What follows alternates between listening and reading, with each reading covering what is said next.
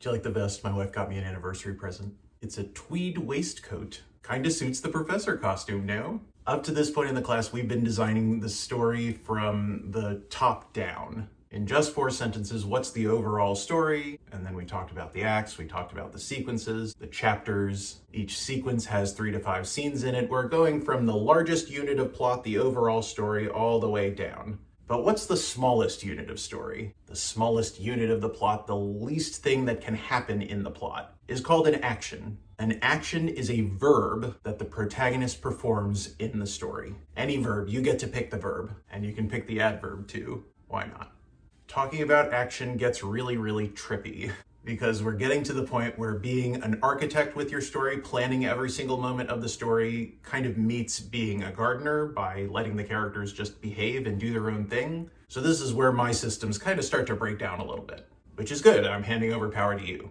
And you're handing over your power to your characters to let them behave the way it feels most natural to them. In other words, when you're thinking about the actions of your story, you're no longer designing it from the perspective of the god puppeteer who's moving the characters around the plot. When you're designing the actions of the story, you are experiencing the story from the character's perspective, one moment at a time. And ideally, every action that your protagonist takes will contribute in some meaningful way to the conflict.